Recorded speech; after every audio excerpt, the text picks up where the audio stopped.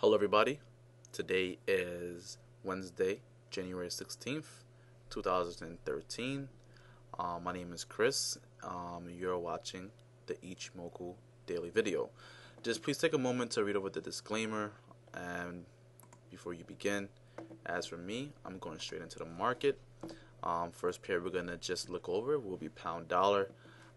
Usually my top left chart is a 4-hour chart, but just wanted to show you this rising trend line before I go to the 4-hour chart. Alright, so that's what I'm looking at right now with pound dollar.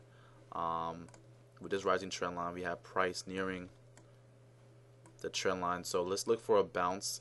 Although we could be bearish on the pair. My daily candles are still really just my platform is going over some makeovers or something is going on. So just bear with my daily candles. As you can see, they're not full candles, but we could just still get a good idea of what we're looking at on a 4-hour chart. So we have this rising trend line. Alright, so although price is going to be at key support, we might get a break below this supporting channel or this supporting trend line. So you want to pay close attention to any impulsive candles. And what I mean by impulsive is if the candle is a large bearish candle, then we understand that there's other players in the market that sees this rising trend line and they want to push price action below the trend line, enforcing a large red candle, which indicates that they're trying to basically dictate the sentiment and further go a decline on the pair. And as you see right now, the pair's been trading. Look at the 4-hour candles. It's very small candles, not really doing anything but consolidating. We had a large bearish candle here, and it seems like price is just moving sideways before we have another large impulsive candle. So let's just see how the market reacts to this trend line. Alright, so on a 4-hour chart, on a 1-hour chart, we're below the Kumo, so we're below the cloud, indicating that we should be looking bearish. On a daily chart, there is some support for the pair around 1.6050. Alright, so if we get below that, then indeed we could really see pound start to fall. Let's take a look at euro.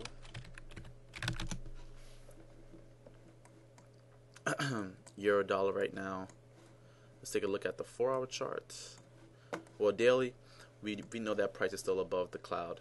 Alright, on the 4-hour chart, we have this Fibonacci retracement that I drew, and we have key support at this Kijun and 50% retracement at 1.3220. Alright, so if indeed we start to get some selling pressure, because it looks like we're doing a turnaround, price started to climb to the upside, found a top, then started to reverse.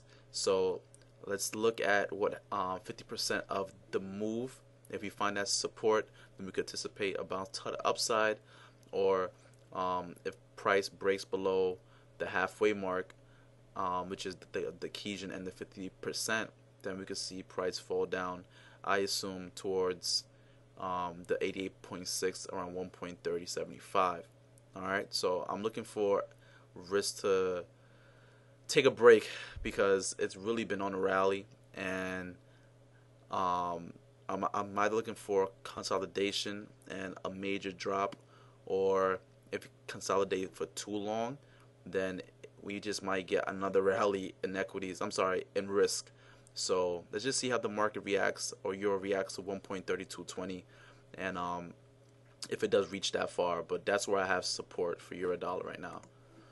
Let's take a look at Aussie. Aussie 1 hour is not showing us anything at all. On the daily, you know what? There's a weekly, because I know Mike took this trade and he went long. I know there's a nice weekly setup where price seems to be breaking above right now. Alright, so let's just see how that goes. On the 4-hour chart, we do have price climbing to the upside. Alright, respecting the Kijun for the most part. It broke below this Kijun one time over here, but failed to continue going to the bottom. All right, so let's look for support to hold strong at the Kijun. Right now, the Kijun is at 1.055. All right, so let's see how the market reacts to that. If indeed we do get a break below the Kijun, look for a full open and close below the Kijun. So it could be like a fake out, the same way we had a fake out over here with this pair. I mean, with this candle, price broke below the Kijun, however, pulled right back up. So I'm looking for support to hold steady here, and if it does break below, then the next candle has to also close below the Kijun for a more for just more accuracy that the pair will indeed start to reverse. But until then, we look for support to hold. Let's take a look at some yen pairs now. Kiwi yen. Kiwi yen right now broke below the Kijun. Right now 74.05. Thick Kumo in the rising. Alright, so there's gonna be a lot of support areas for this pair to really go ahead and try to make a statement that it wants to start declining. Not only declining, but really sort of make a statement that we're in a bearish sentiment. On the 1 hour chart, we have the 20 EMA sort of short pair action. Price action is sort of respecting the 20 EMA, but still wouldn't really use this to get in a trade. Because what I like to do is, if I feel like we're on a reversal, you know, I look towards the 4 hour chart, and after the 4 hour chart, if I didn't get in a price that I like, I look for just a minor pullback on the 1 hour chart, and I like to use the 20 EMA as that indicator for price to pull back towards. All right, so as you've seen, if you also use the 20 EMA, you know, maybe right here it might have been a good location. Over here, price crossed above but fell right back below and tested it again over here. So I feel like the 20 EMA really gives traders key areas to get short or get long with the trend. So that's why I have the hourly 20 EMA on my charts. All right, this is a weekly. Let's look at the daily. We have some support at 74.82. That's a Tenkan. The Tenkan is a faster moving average. So let's see how support holds. If we get a break below, then look for a rally down towards the Kijun.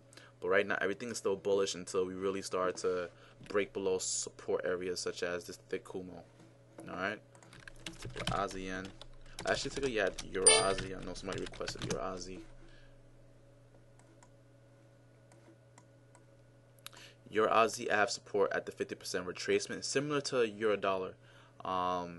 Let's see how price reacts around 1.2530. All right. If it does indeed break below the 50% retracement level and the Kijun, then look for price to break out of the cloud. All right, and head towards the 88.6, which is 1.2390 about.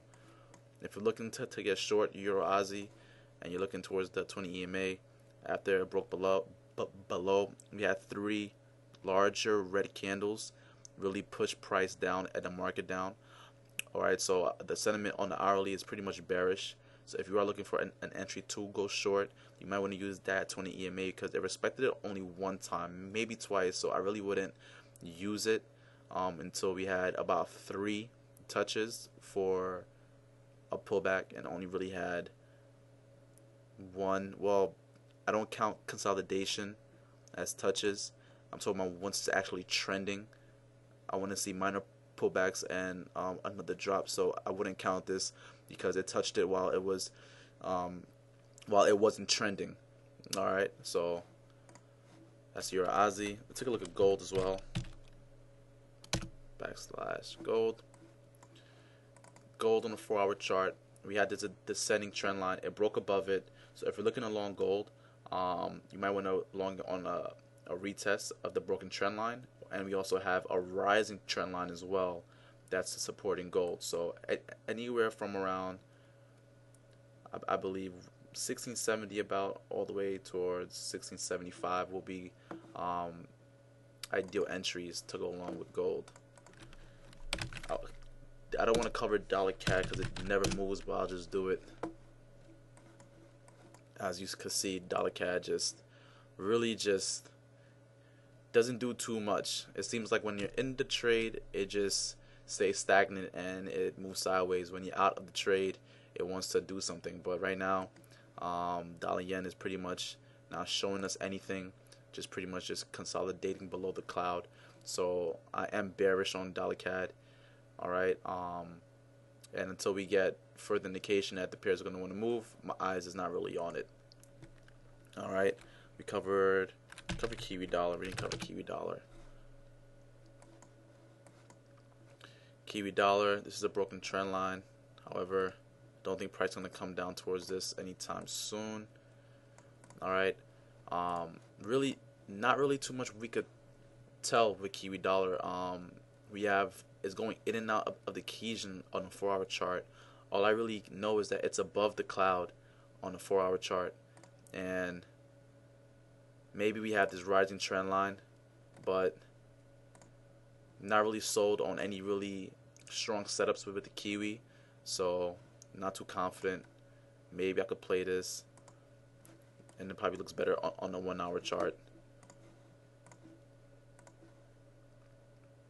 As you can see, we got some resistance, but don't like the setup. If I don't like it, then I don't trade it, and that's where I start looking for what this Kiwi dollar correlate with. And obviously, you guys all should know by now, it's the Aussie dollar. So if Aussie has a better setup, then I'll go with the Aussie.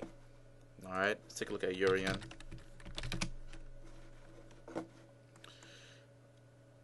See what I was talking about with the Euro yen. Let's take a look at the 4-hour chart first. All right, so one, we have price started to reverse after making a high at 120.11.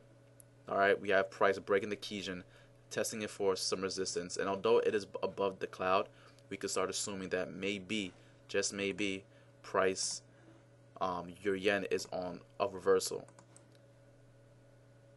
All right, so we have a testing the 50% right now. Actually, if it does indeed break that, then we might see price head to 114.21. But if you wanted to get short Euro yen and you really don't have a 4-hour setup to get short and you wanted to go to the 1-hour, this is what I like. Obviously, we have this impulsive red candle. We have price come back and test it once, twice, and 3 times, really. And all this was on a pullback from a downtrend on a 1-hour chart. And that's what you want to see when you're looking to get an entry using the 1-hour chart and the 20 EMA. You don't want to see you want to see a trend to the direction that you're trying to get in the trade, and you want to see the angle of the 20 EMA like as well towards that trend. So we have the angle of the EMA pointing to the downside. We have price action moving to the downside and just bouncing and just minor pullbacks, allowing traders to get in. And if you would have got in on a second one, you would have gotten around 118.65, and you would have been up a good amount of pips right now. So that's why I like the 20 EMA with the 1-hour chart, because if I don't find a good entry on a 4-hour, I could just go to the 1-hour and use the 20 EMA. All right, guys. Well, that's all the pairs I'm gonna cover for right now. Hope you enjoyed my video. If you have any questions, you know I'm in the chat room. So until then, until my next video on Thursday, just good luck trading, everybody. Thank you.